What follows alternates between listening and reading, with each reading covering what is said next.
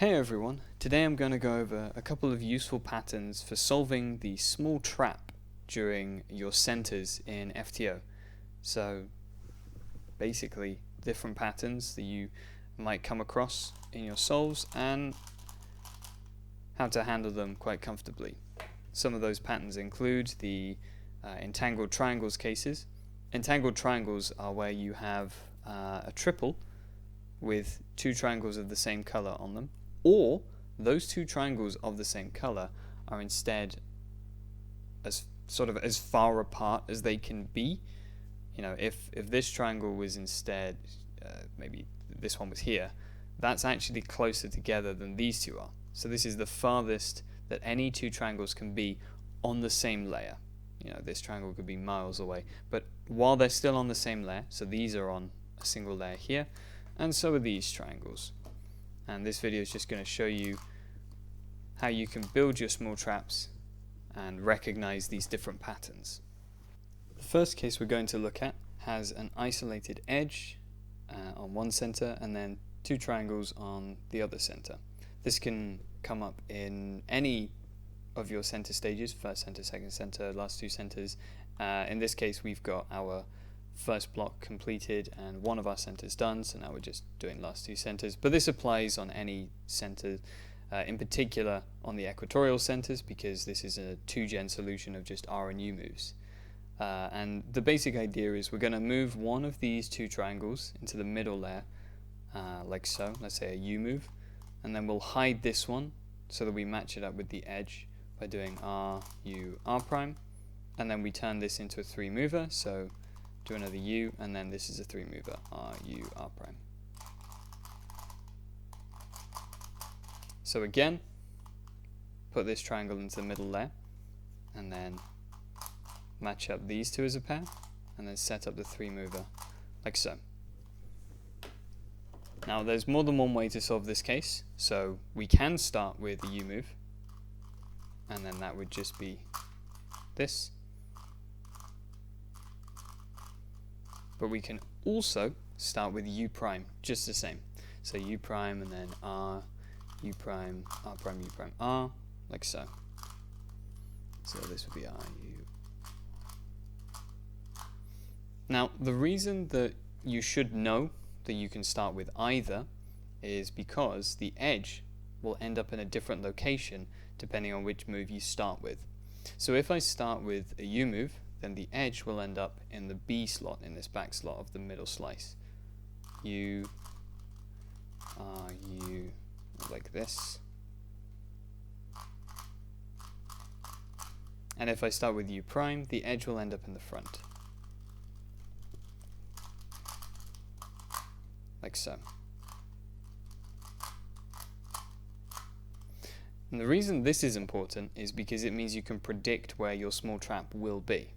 So it's not so useful for last two centers because you want to just finish building the center and so on, but it is useful when you're making your first center. So you'll see here I have my large trap completed, and if I start with a U move here, I know that my edge will be here for this small trap. That means that I'm going to have a small trap here. But unfortunately that's no good. If I have the small trap here, it will come down this line and not here. However, if I start with a U prime, then I know the edge will come here, meaning I'll have a small trap in this line, which will come down with an L prime. So let me show you. U prime, and then it's just an L prime to solve it, like so.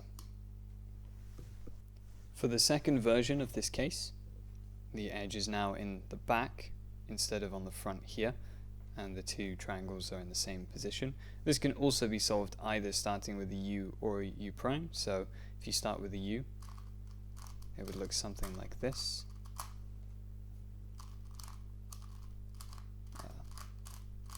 And if you start with the U prime, then it will look something like this.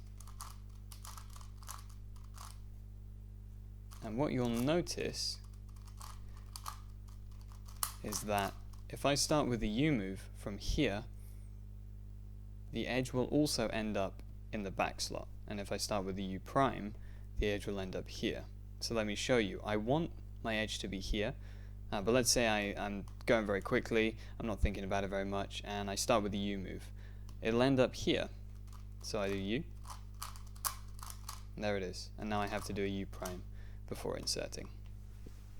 So here is the first entangled triangles case. We have the two triangles on the same triple here, and then the edge is on the same center but not attached. You might come across this and think, okay, well, I can do R prime, U prime R, and I'll pair these two up, and then this one will still be here, and then just pretty easy, just U and R to finish it. So pair those two up, and then U, R gets them there. But actually, there's a much quicker way of solving this, and it's just R, U prime, R prime. And here's the same case, but from another angle. So in this situation, the edge again is not attached to the triangles, and the sort of entangled triple here is in the back. And it's the same moves, but in a different order, effectively. It's just R prime here, U, R, like so. For the second case, we now have our edge still not attached to triangles, but instead of the triangles being in an entangled triple here, they're as far apart as they possibly can be. And this is another three mover, nice and easy, just R, U, R prime, like so.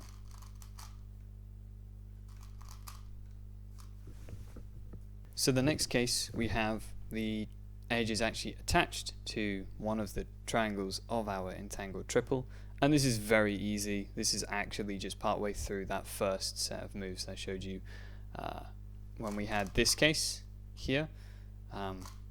If you actually start out here, then it's just U, R. It's very easy case.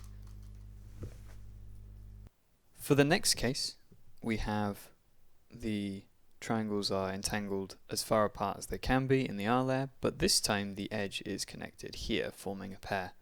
And this is a very easy case, just U prime, R. Very simple. For the next case, we have the entangled triangles here, and instead of the edge being in the M layer, it's now on the R layer. And there's a couple of different ways of solving this. So if we were to have this for our first center, for example, then we can do U prime, L prime, or we can rotate. So we've done a UO prime rotation, and then U prime, R prime, like so. However, if this wasn't our first center, and instead was in the, we were on the maybe building the second center, then we can't use an L move, because that will break up whatever we made on our first block. Instead, we've got to restrict ourselves to R wide, and U moves.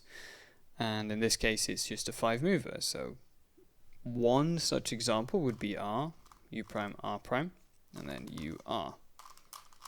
So what happened there was, if I imagine this line is in this place, my triangle ideally wants to be here, just to match them up. So I need to do some moves to put this triangle here, and then match, and then do a U move and match up here. Another way of solving it would be with wide moves, so something like R wide U, R wide prime, and then U, R.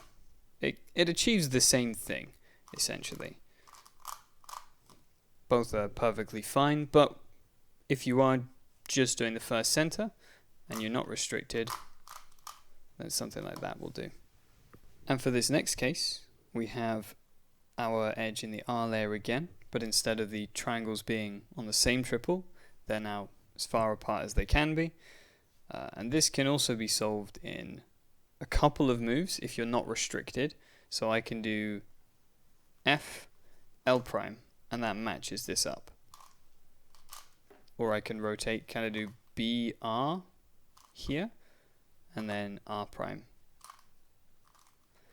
But again, if this isn't the first center, if this is in your second center, you will need to do R and U and R wide moves. So this is another 5 mover.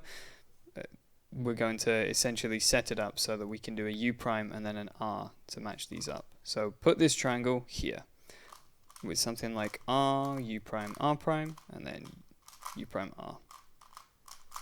And again, wide moves work just as fine. There's all sorts of ways of doing it. There's no right or wrong way. But if you're unrestricted, then there's definitely a shortest, fewest moves way. Okay, now for a worked example of entangled triangles in a solve. This is from my first ever sub-20 single, the reconstruction of which will be in the description, and so will the scramble. So the first thing I noticed is I've got this lovely line here. It's a pair with the cyan, and then half of the triple is made, and it will just be one move to make a large trap that's solved. However, I wanted to get fancy and add the extra triangle in, so I had to look around, and the yellow triangle, sure enough, one move comes in here, and then two moves to make this nice large trap plus triple. So then I wanted to look at where will my triangles end up. So we've got our triangle and edge here. They won't actually be affected by those first two moves, but this triangle will be affected, and it will land here. So then I need to look at, okay, well, how am I going to, make the small trap with the triangles here and here?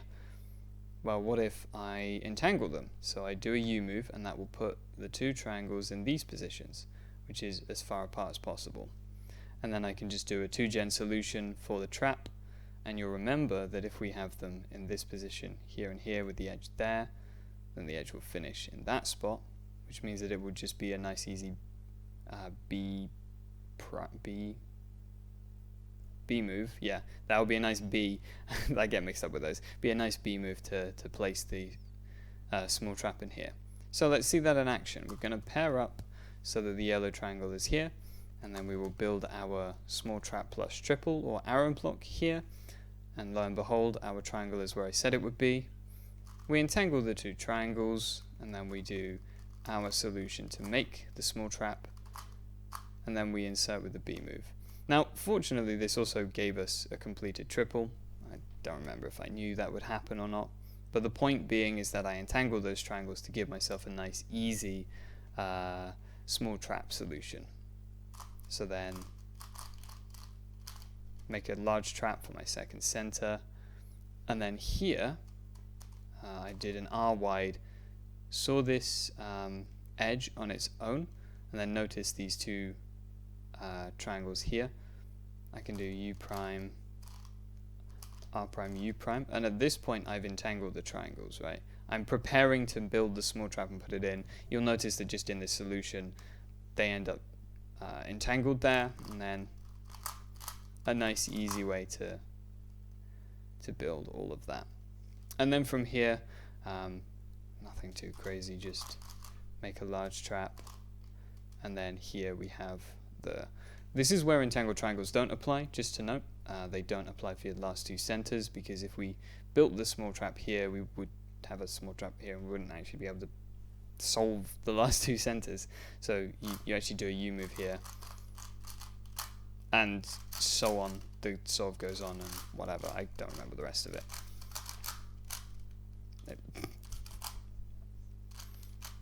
Orient your centers. This is a PSA. Orient your centers, guys. Nice.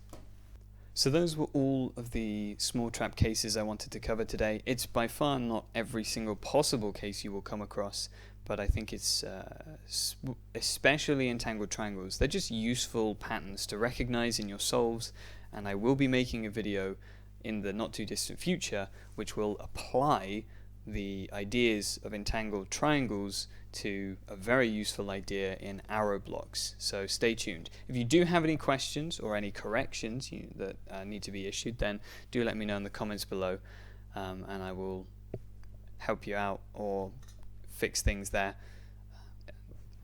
And if you have any other videos you'd like me to make, just let me know. Thanks very much for watching, everyone. Take care.